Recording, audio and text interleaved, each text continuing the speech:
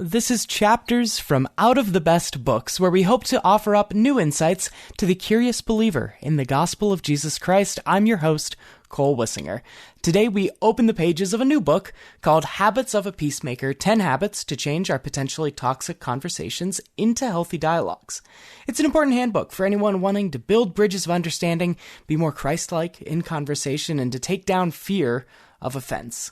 The author, Stephen Collis, is a professor of the law at the University of Texas and an accomplished public speaker. Each chapter of Habits of a Peacemaker tackles a different habit of a good peacemaker, and today we're going to key in on chapter number 6, habit 6, which is be open to change, which we'll see has great application in our peacemaking in relationships, whether they be personal or professional, or our relationship with God.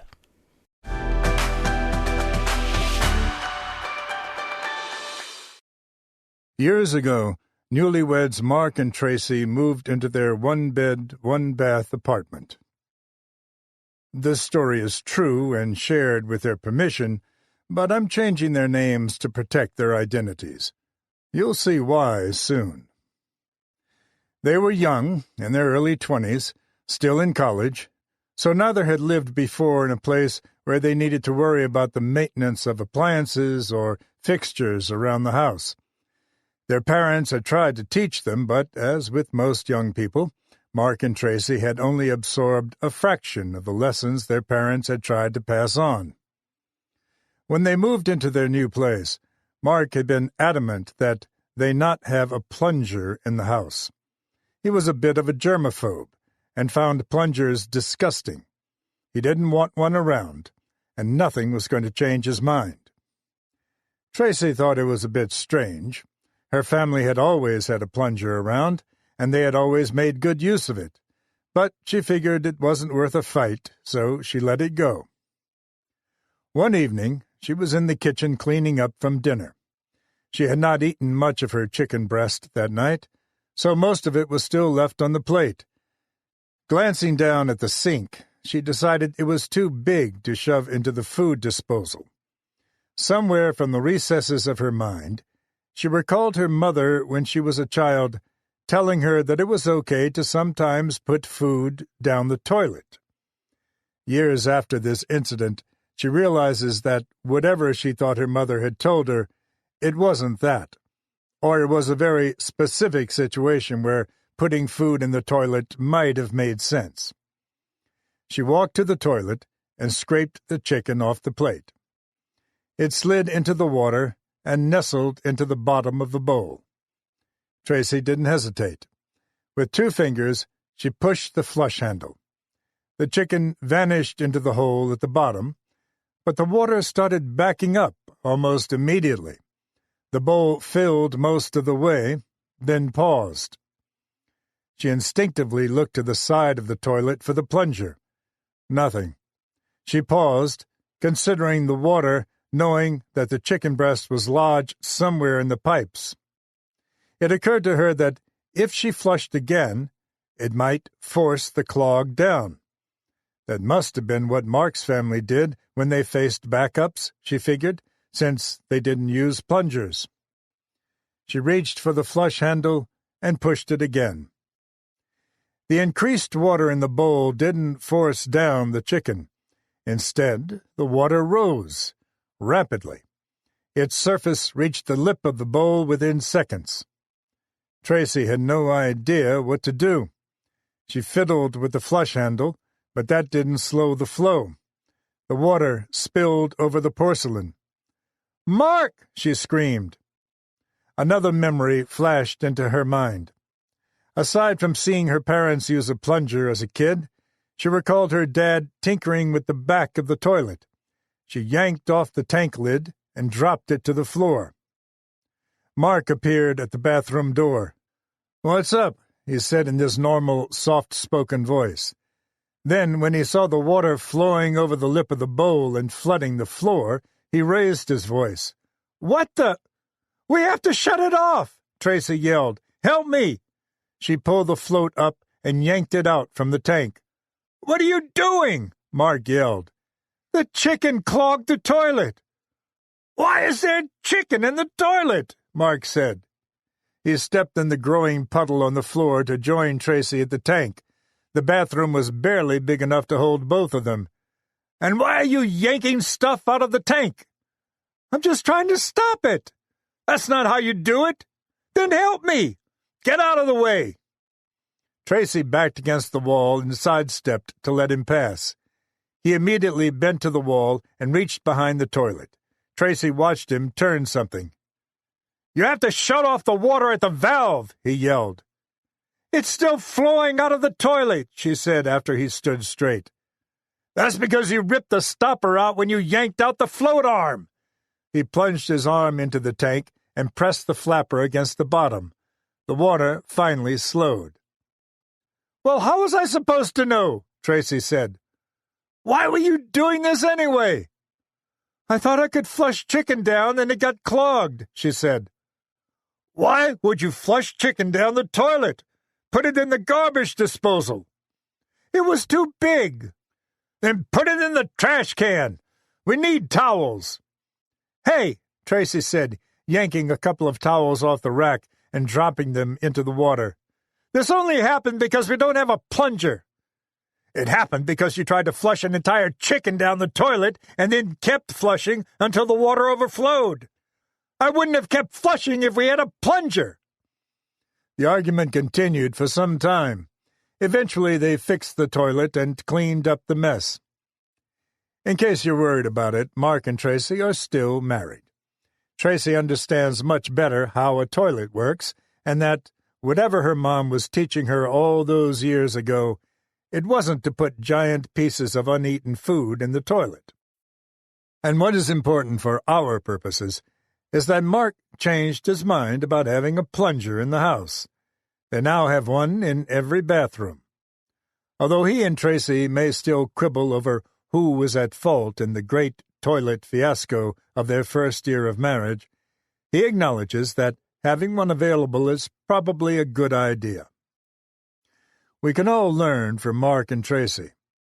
Once we free ourselves from the fiction that anyone who disagrees with us must be a monster or a fool, we need not be so afraid of allowing ourselves to be persuaded. The techniques I have explored so far relate to keeping things civil, even while you may want to persuade someone to come around to your point of view or solve a problem together. But being a peacemaker carries with it important responsibilities, one of which is being willing to change. This is a hard concept for humanity to understand. But recognizing we don't know everything, being willing to learn, seeking the best sources for doing so, asking people honest questions, all of those mean nothing if you're unwilling to ponder the new things you are learning and consider changing your views. In recent years, the Constitution of the United States has endured a veritable barrage of attacks. Certainly it had, and still has, its flaws. I won't dwell on them here, or dive into the debates regarding the attacks on the document, or its effectiveness in establishing the rule of law. For its time, the Constitution was a remarkable achievement. Despite all the weaknesses of the United States, the Constitution remains the longest-lasting document of its kind in history, and it has allowed the United States to thrive and progress even in the face of dramatic challenges. Many of us do not spend much time thinking about how it was written or how the various individuals who helped draft it achieved that goal. It was not easy. Delegates from 13 states arrived in Pennsylvania in sweltering heat, in an era long before air conditioning or bug spray. They represented intensely competing interests. This was not the America we know today, where we enjoy a somewhat common culture despite our geographic differences. These men represented interests, ideologies, and ways of life that made any likelihood of achieving any sort of workable agreement highly unlikely. From all objective evidence, they should not have been able to draft and agree to the Constitution. I will return to this more later, but want to focus on one point in particular now.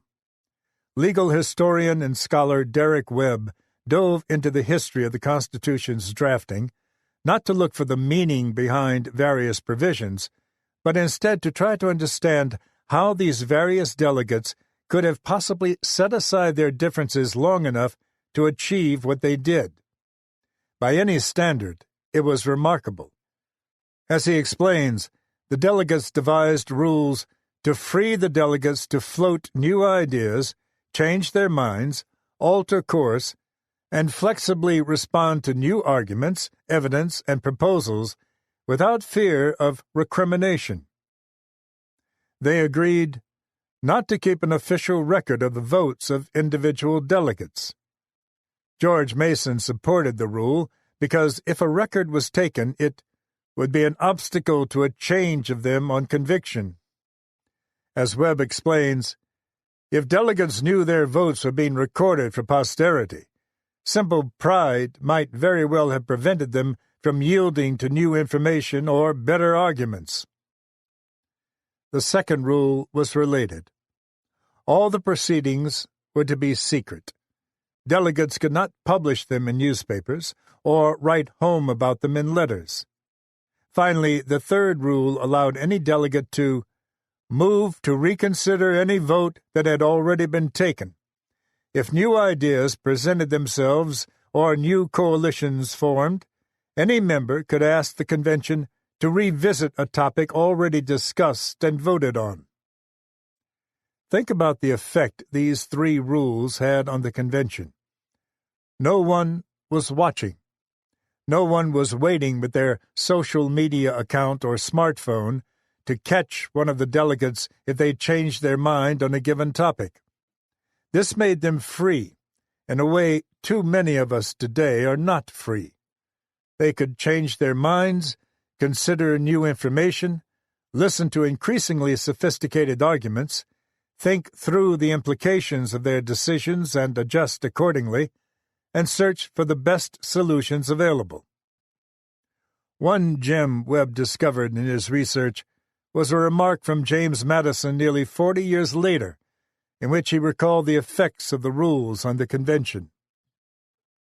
Opinions were so various and at first so crude that it was necessary they should be long debated before any uniform system of opinion could be formed.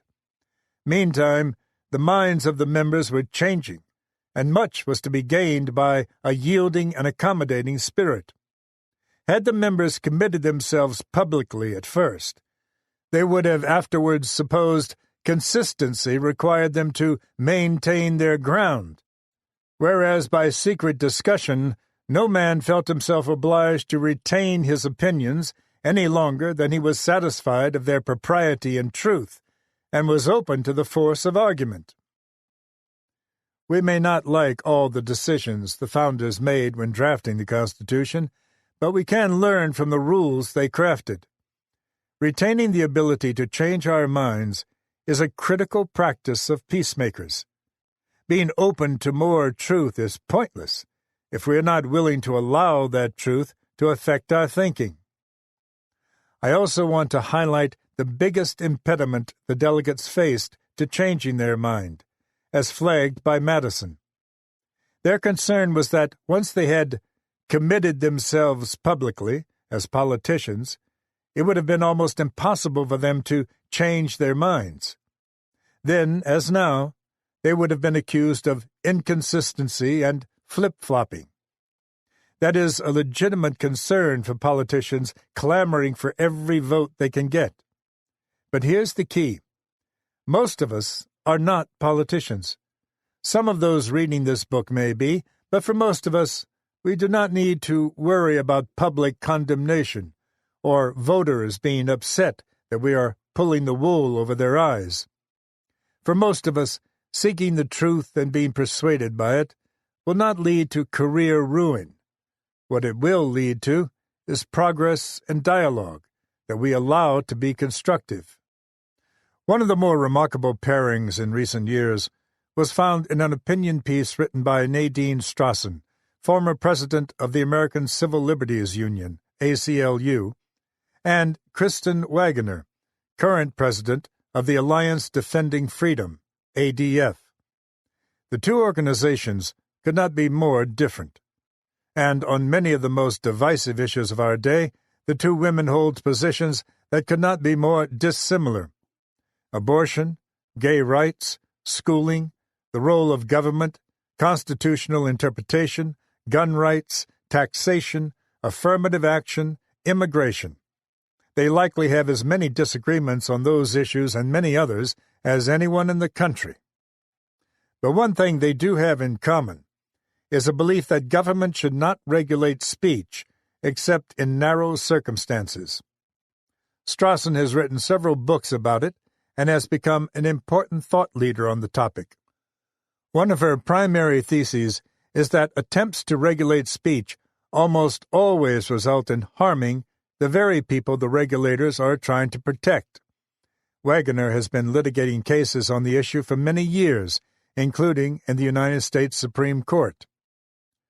Tribalistic instincts shout that these two women should never join forces, that to show they agree on anything would be a betrayal of all the principles on which they disagree.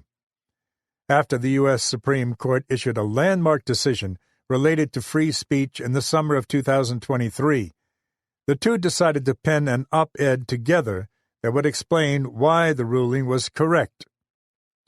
Almost no major news publisher in the United States would print it, most likely because most of the opinion editors were not happy with its message. Eventually, Bloomberg Law agreed to do so. Waggoner and Strawson's story is important for two reasons.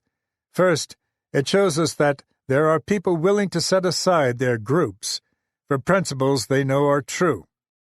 Second, it reflects an unwillingness to do the same by those who run America's major opinion pages, which is a symptom of toxic tribalism.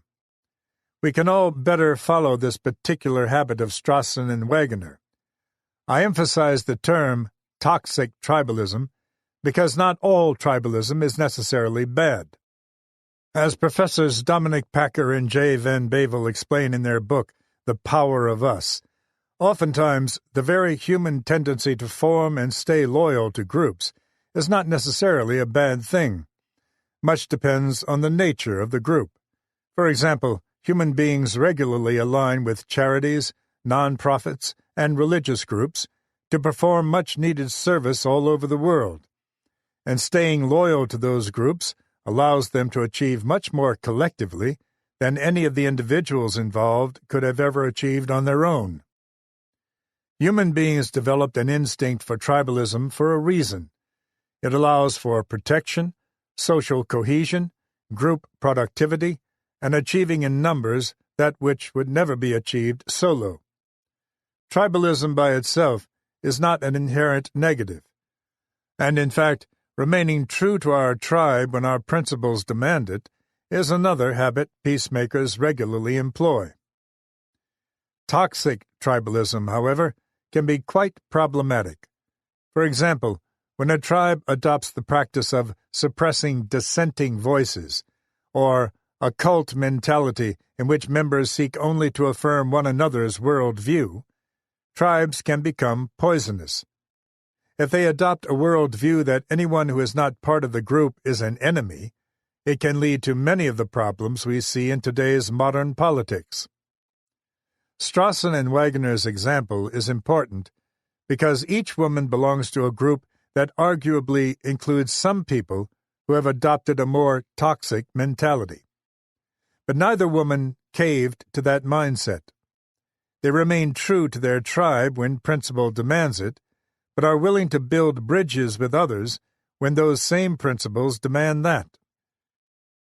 Peacemakers put principle over group affiliation. Consider again our metaphorical marketplace of ideas and pretend that you are in a cloistered tent in which the only people who have entered are those who agree with you. The space is comfortable. You neither see nor hear any threats. The messages are soothing because you agree with them. What would happen the moment an outsider appears and shares ideas that are different from those inside the tent? The most likely result will be discomfort, confusion, anger, and possibly hostility toward the outsider and their ideas. And all of that might pivot onto you if you decide to listen to the outsider. Imagine how much worse it will get if you then decide to follow the outsider out of the tent, even for a moment. Taking that step is uncomfortable.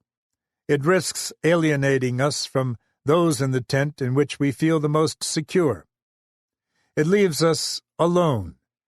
It can make others in our tent feel betrayed, even if that is not our intent. In short, it is a terrifying step. Yet, it is what peacemakers do all the time. The fear that stems from stepping away from our tribe on a particular issue is very real.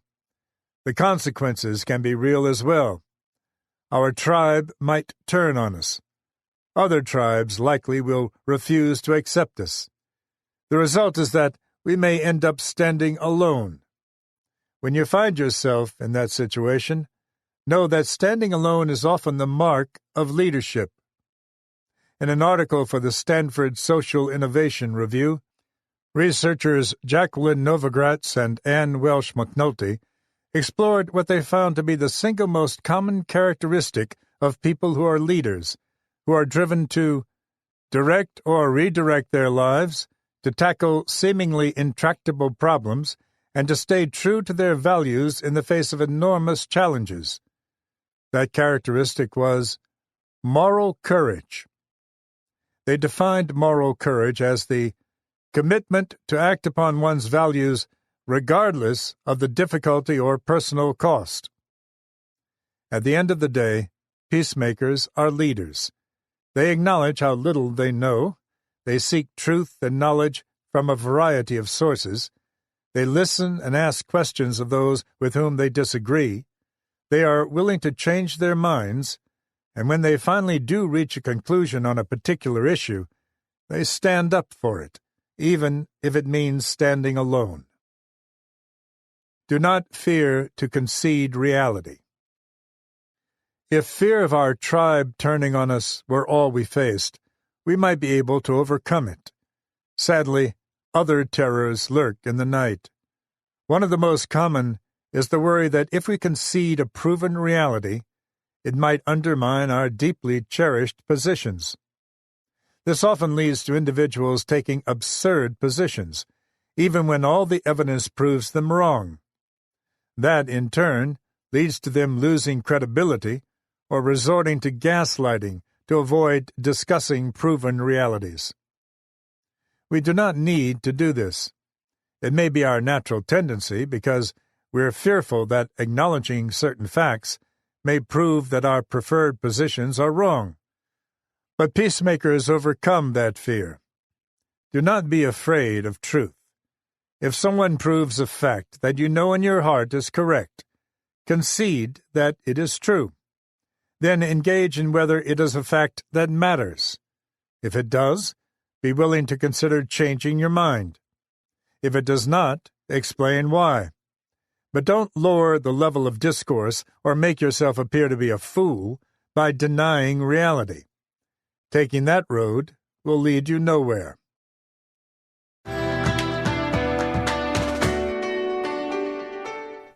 That was an excerpt from Chapter 6, Be Open to Change, which is habit number 6 in Stephen Collis' new book, Habits of a Peacemaker, 10 Habits to Change Our Potentially Toxic Conversations into Healthy Dialogues. Stephen Collis offers up empowering information that will help improve your everyday interactions and heal relationships. To hear some of the behind-the-scenes stories from the writing of this book and to learn a little of where Stephen comes from, you can go check out our most recent podcast episode, which has an interview with the author. Be Open to Change is just one of Stephen Collis' 10 Habits of a Peacemaker. To hear the other 9, with his anecdotes and practical application, you can pick up Habits of a Peacemaker at your local Deseret bookstore, or sign up for a free trial of Deseret Bookshelf Plus today, where you can access this book in its entirety, as well as other ebooks, audiobooks, and podcasts. Tune in next time as we open the pages of another great work from the Deseret Book Library on Out of the Best Books.